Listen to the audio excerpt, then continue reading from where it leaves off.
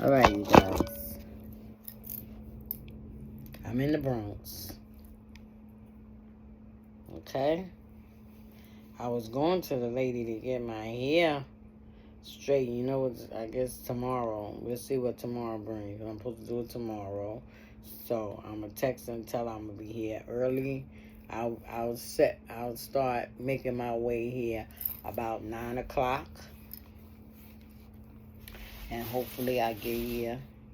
She didn't give me my shot. Oh, yes, she did. Look, I want me some olives. I know I eat weird. I eat very weird.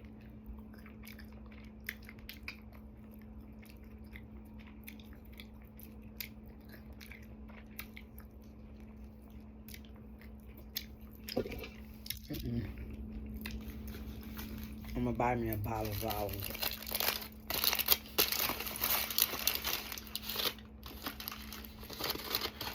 I bought me a Patron sandwich. Supposed to be pepper jack, lightly toasted, lettuce, tomatoes. I don't know where the onions is at. He put the onions or tea. They would have did it in my store out here. They were supposed to put the onions, garlic, not garlic. I would like garlic in it, but onions, what is it? Onions, tomatoes, lettuce. No, the onions, tomato, not even tomatoes. Tomatoes cold. So the onions, the green peppers, the red peppers. Is that it?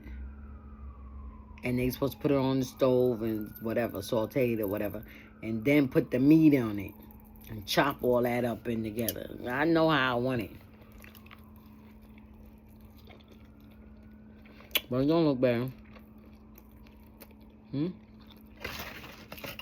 Tastes alright. So, I'm hot.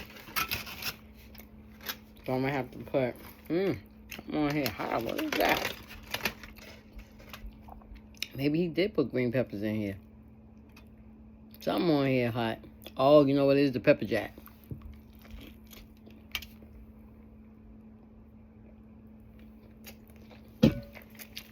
So, I put it on white bread. It's a roll.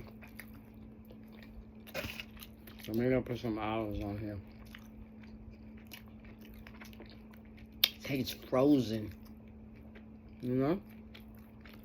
I like them warm. They could be in the refrigerator. You know, but I prefer to eat them straight out the jar. You know, straight out the jar. But he hooked up this pastrami.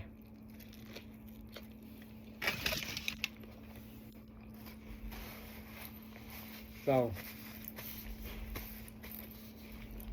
as I was saying outside about my husband, you know, I pray God, I pray the Lord, ask the Lord not to let me get down.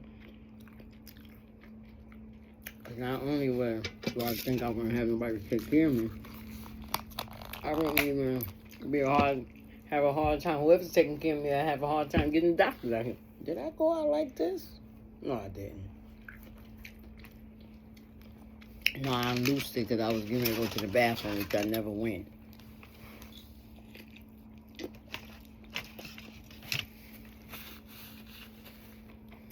There was a young lady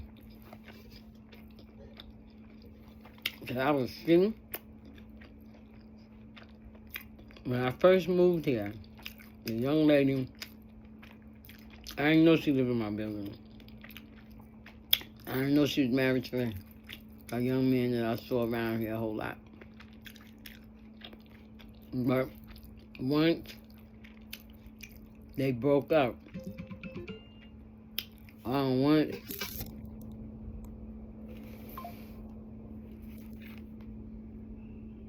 what's the FaceTime notification?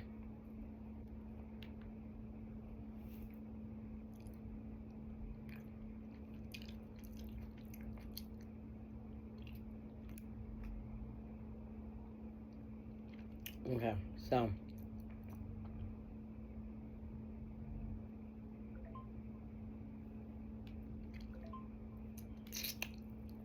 gotta check my food. Let me see what put on my multivitamins. Dang, I'm way behind.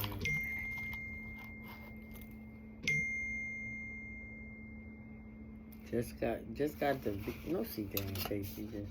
Oh, I must be late because I had the phone off. Well, I left my glasses out. I'm here.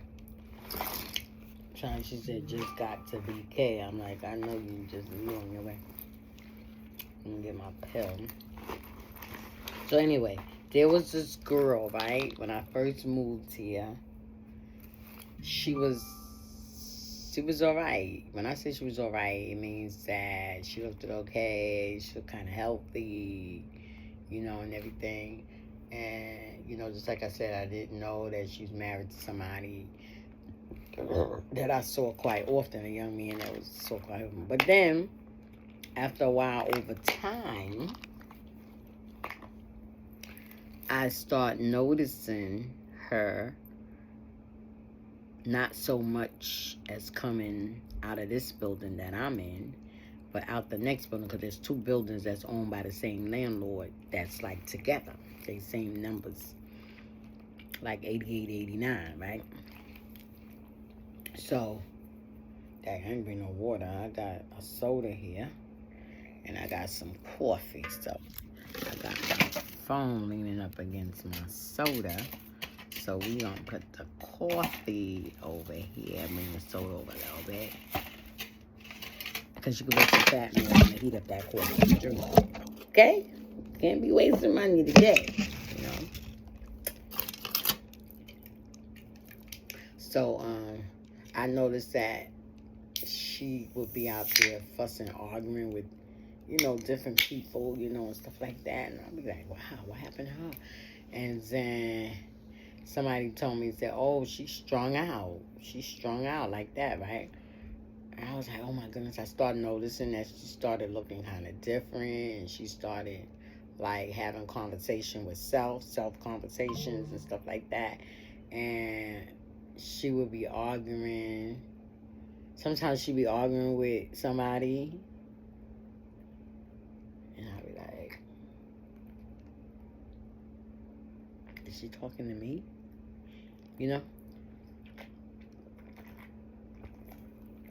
So I had to try to kind of give you a little background of what I'm about to say. So today I come in the building and they got a obituary flyer out about her funeral. I didn't pay attention to when she died, but her funeral is the 25th. I gotta look back on the time. I'm surprised none of my kids told me. Wow. I ain't surprised. I'm gonna take that back.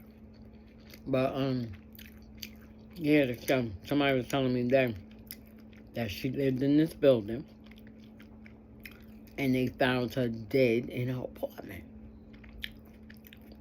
Somebody killed her.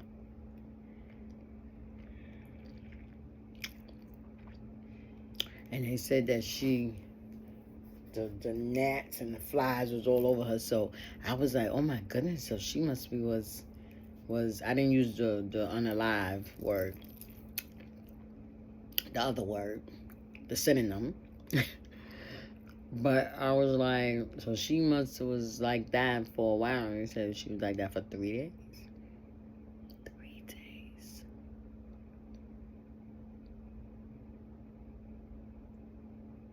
My heart just went out to her. I felt her pain. She was going through a lot of pain before she left here.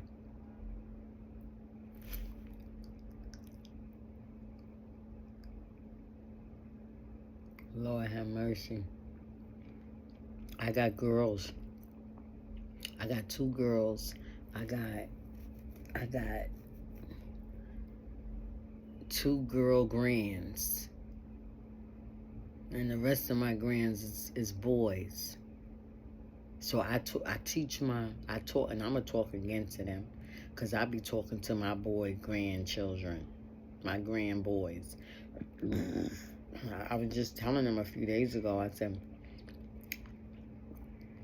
I want y'all to grow up, and I want y'all to be good men. I want y'all to find y'all a wife that God is pleased with and y'all happy with. If God is pleased with them, you gonna be happy.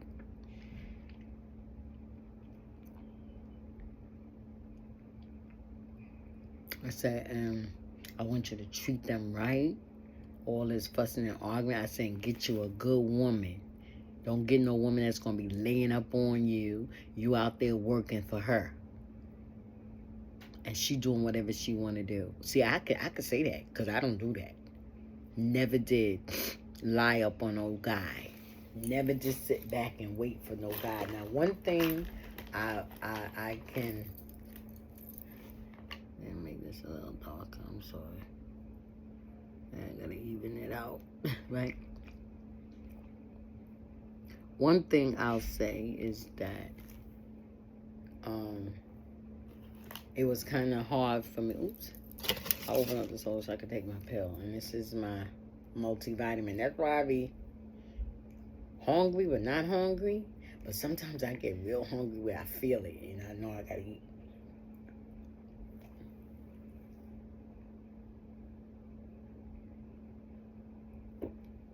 But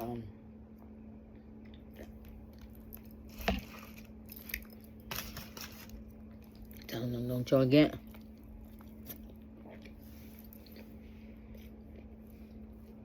don't get no sorry woman. And I don't want y'all to be no sorry men. I don't let them sit in my house and don't do nothing. Yeah, they can play the game whatever time. I tell them y'all gonna get it from here. Y'all gonna know how to clean. Y'all gonna know how to cook. Y'all get a beard, you're gonna know how to shave yourself.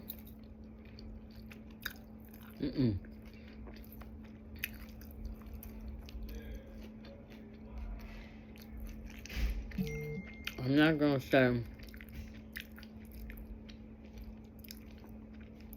gonna say that all the men that I was with, which wasn't a lot, but I'm gonna use the term all, but not in the perspective of a lot. All the men was laid back, no good men, because they weren't. They weren't. I mean, I don't want to even get into the concept of my husband, because I think we done told that story over and over again how he was. But he wasn't a working man. He didn't like to work. But I only had one child outside my marriage with another man, and that man worked. And I told y'all the story about the man that died, that got shot in the head and died. He was working. He actually had his own company. Him and his brothers owned their own auto shop, and people went to them, and they made money. He went to work every single day. If I didn't want him to go to work, he didn't go to work. Hey, I'll be honest with you. Be like, baby, I want you to stay home. All right, I'm staying home. You got it. Excuse me. He go to work. He make his money. And he called me to the job and tell me to come to the job. And I go to the job. Not that I want to, but he be begging, come on. And I go to the job. And when I go to the job, he get his pay. And he take out $20 and he give me the rest. Every time he would come home from work, he knew I smoke and drink. He would come home with 2 packs of cigarettes. He knew I smoke 100. He knew I smoke Newport's 100. Newport's 100. Newport's 100. He came in there with Newport 100, 2 packs, if not a carton. If I say I want a carton, he come with a carton. Now, if he come with 1 pack, say I ain't know whether you want a carton or not. If you want a carton, I go out and get it. If I say I want a carton, he can get right up. I just got to throw this in there just to make my point.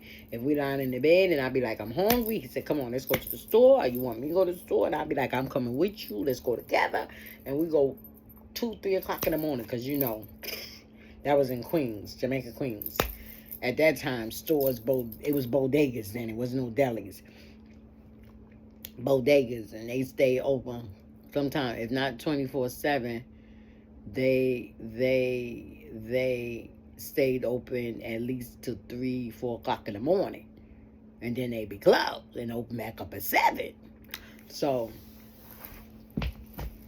I didn't have no deadbeat dads, and I didn't have no deadbeat men, right?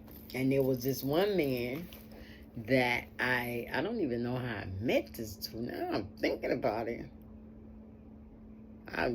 He was not even a member, to put it down. Be honest with you, he wasn't a member, and I'm gonna tell you why he wasn't a member in a minute. Excuse me, but I can't. He wasn't a member. He isn't a member because I can't remember where I met him at. But I met him somewhere, somehow, someplace. But he was a worker. He worked. But if I had a knew better, I would have knew that he. I don't want to. No, he wasn't a pimp. I'm going to say he was a pimp. I ain't going to say that. Because that, what does that make me, right? But I'm just going to tell this because this is my channel and this is my life, right? I met him and there was this dress. So that means I had to meet him at the club. Okay. I wore this at the club one day. It was this dress I wore, right? At the club. It had, I don't even know why I had that dress on. Or why I had it in my possession. But anyway, back then, you young, dumb, and full of nothing.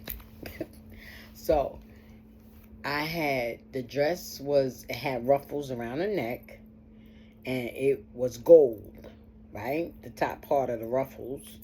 And it was that type of, all around my neck. That was gold. And it was skin tight material. Maybe knit material that hugged me. And even though I never really got big, people want to call me skinny or whatever, but even in that perspective of being skinny, I guess I still had curves, and put it that way, that men was interested in, right? So this dress allowed me to, it showed off what I had, So we was going, he made a date for us. He was coming to pick me up. He had a nice car, everything. He was coming to pick me up, and he asked me to put on that dress. Now, mind you, that dress was very dressy. But when I met up with him, he had on a pair of sneakers and a sweatsuit on. What does that tell you? I was young and dumb back then, Even though I was in my early 20s. This is after Danielle, so no, I was in my 30s. So I still wasn't. So that's why when I tell certain people that I don't know stuff, they don't really be believing me, but it's the truth. I don't know. I was very naive because I didn't raise up around that type of atmosphere. I raised up in the church. The only atmosphere I was around was in the church. The only people that I saw was church folks. So I didn't know all about this scamming and all about this, all this stuff. So I was just getting out there. So to me, that seemed like the guy cared for me. And even in that perspective, I was very submissive. We hadn't slept together. We hadn't did anything together. But I felt like I belonged to him because he showed some. Let me tell you something. Women, stand up for your dignity. Okay, so we went out and we went to some restaurant, right? And I walk in the restaurant and everybody's looking at me because the dress I got on is so noticeable. And here's the thing. Men is not crazy. Because when I walked in the store, it was a diner. So when I walked in the diner, even the man that was behind the counter, I guess kind of like understood what type of man he was and what type of woman I was. But the thing is that the guy showed much respect for me. He was like, it was somewhere that he always went, and he was like, yeah, this is my girl, stuff like that. And I don't know. He could have brought some other girls in there and said the same thing, but I know. So anyway, he taught me one thing, and that will always be a memory to me. I was supposed to meet up with him again another time, and we had a time, and I had to. And this was in the Bronx. And I had to take like the 1 or the 2 train all the way to some White Plains Road or something like that. It was way out. And once I got off the train, it had like 3 or 4 intersections and stuff like that. It was real big. It overwhelmed me because I never was out in the Bronx. So I lived in Queens and I had to come out to the Bronx because he worked in the Bronx, right? Or something like that. So I was late. I was like an hour and a half late. And he was waiting for me. And when I got in the car, he bawled me out. He bawled me out. You know what? I couldn't even get mad. And I tell you no lie. I'm a very submissive. And I'm not saying it because I'm talking about myself. I'm telling y'all that's my character. I was very submissive. I didn't have no argumental. I respected his authority. And he was talking to me. I'm not going to say like a child, but he was talking to me to teach me.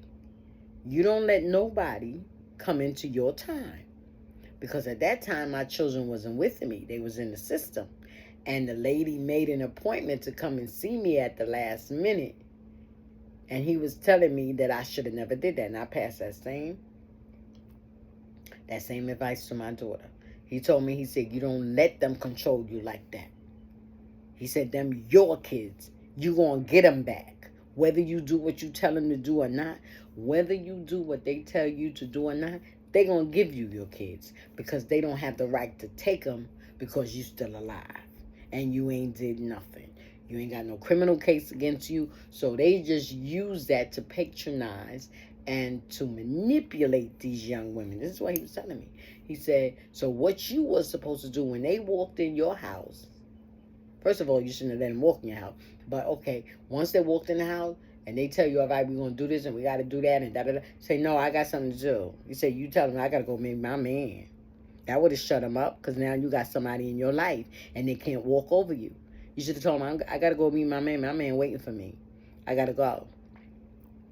And I was trying to explain and say this and that, and he called it excuses. He said, no. He said, don't be telling me no excuses. I don't want to hear no excuses, Sharon.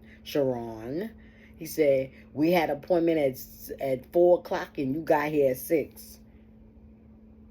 And luckily, I'm the man that I am because I would have drove off, and you would have came out here, and you would have never saw me, and that would have been the end of my relationship. He said, you the only one I let do that to me. I don't do that. I would have been gone. He said, but I got high respect for you because you seem like a very respectable young lady. I can tell that you got good upbringing, and it's time for you to get you a good man. And I'm here for you. I mean, he's saying, of course, our relationship didn't go nowhere. And it wasn't because of that. Another time, see, he was real good for me. He was real good for me because we never sex. I'm going to tell you honestly. I mean, it's none of y'all business, but I'm going to tell y'all anyway. I mean, I'm going to tell y'all because y'all my subscribers. So we never sex. We never did anything. And we let me see, what was I gonna say? Hang on. Let me get my thought together.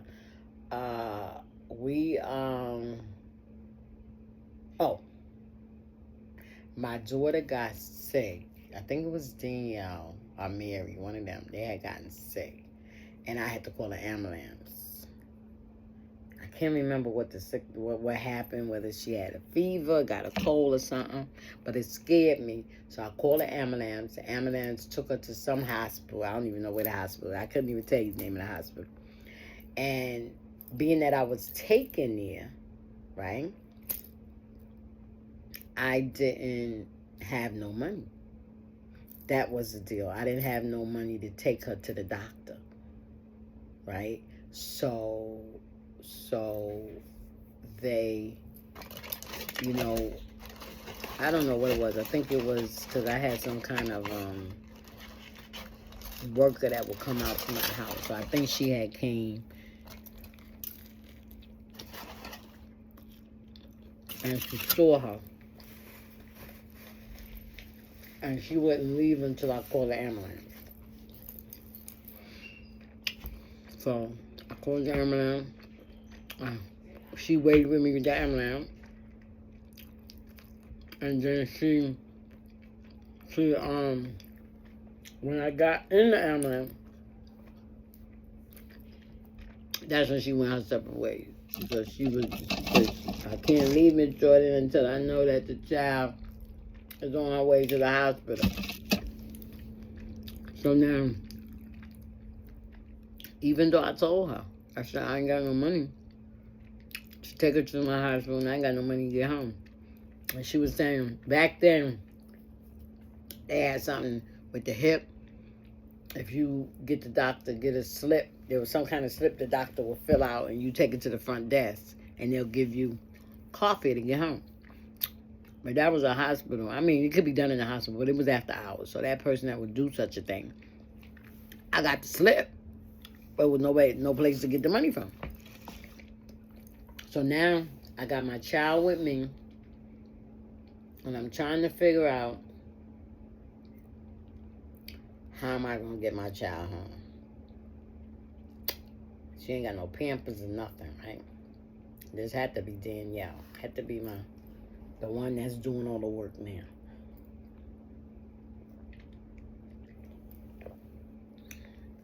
Hey, that charger pulled a lot of juice, man. It's only on 2. It's blinking 3. Lord have mercy. So,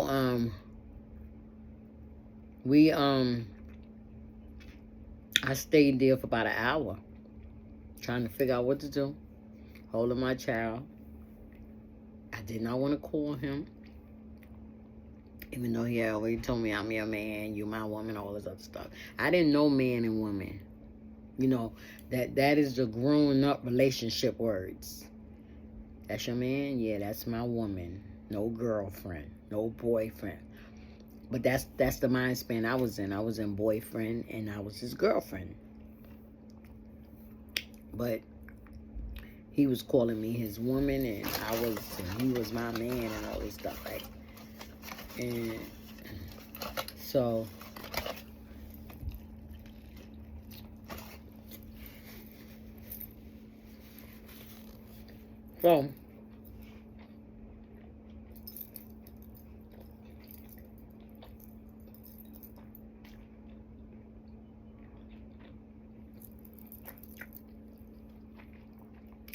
he called me. He called me. Yeah, he called me. Actually, he called me a couple of times, but I wouldn't answer. Because every time we would talk, he would always ask me what I was doing, how I was doing, everything all right. And he would always ask me, did I need anything? And I would always tell him no. Sometimes I would need Pampers, I wanted some cigarette. He didn't want me to smoke, so I could never tell him I needed a cigarette. If and when he would give me money, that's when I would buy my cigarette. He didn't smoke and he didn't drink. And he let me know right off the back, I don't want you smoking, I don't want you drinking. He said, because I'm not going to support your habit. He was right down to earth. He just told me like it was. I'm not supporting your habit. Now, you go ahead and do it, that's your business. But if it take you to another level, we through.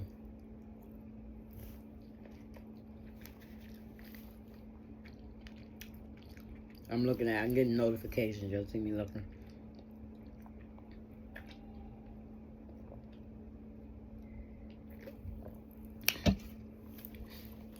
Did I take a pill while I was sitting here, you guys? I guess I must have did, because I don't see it.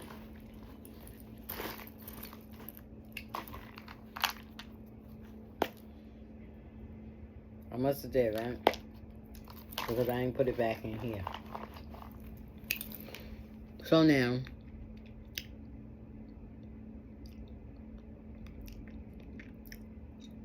yeah, I did. Let me put it on one of these phones. You gotta remember, because I remember holding it in my mouth.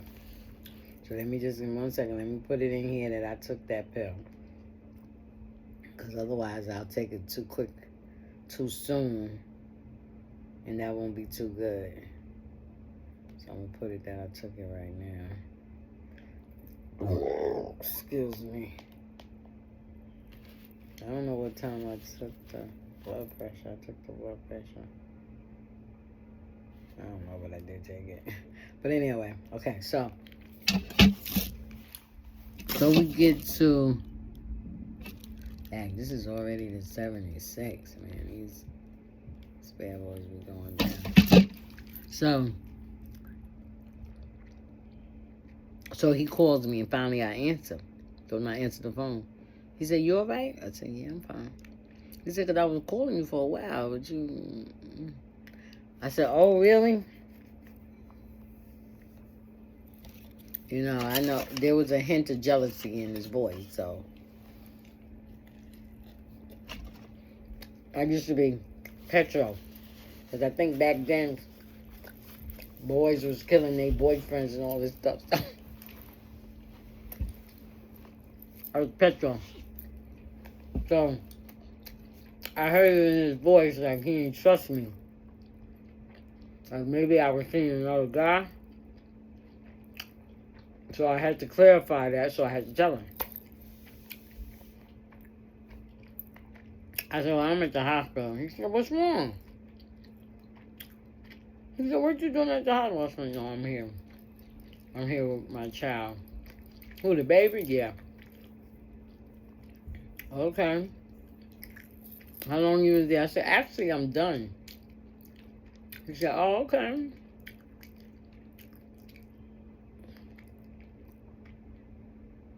He said, "So what time you gonna be home?" He said, "Because I want to come visit you."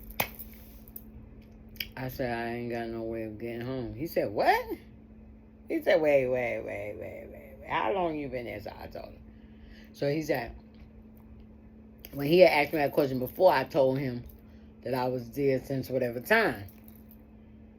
So he said, and he had asked me when was I finished. So I told him. I said, "Well, I've been finished for about an hour or so." So when we talked for a little bit, and then when I told him that, you know, I had no way of getting home, he said, "So you was sitting in the hospital for an hour because you ain't had no place to go? I mean, no way of getting home." I said, "Yeah." He said, "And you ain't think to call me?" I'm saying it like that because that's the tone. Excuse me, that's the thought pattern he was in, but I couldn't say it in the tone or how it was, but I don't remember. But he was like, "So you couldn't call me?" I said, "I didn't want to call you." "What you mean you didn't want to call me?" I said, "Because I didn't want to worry you or bother you." He said, "What you mean bother me?" I mean, everything I say. He was like, "What you mean?" He made me explain everything. And then I was like, I just don't, I didn't want to do all that.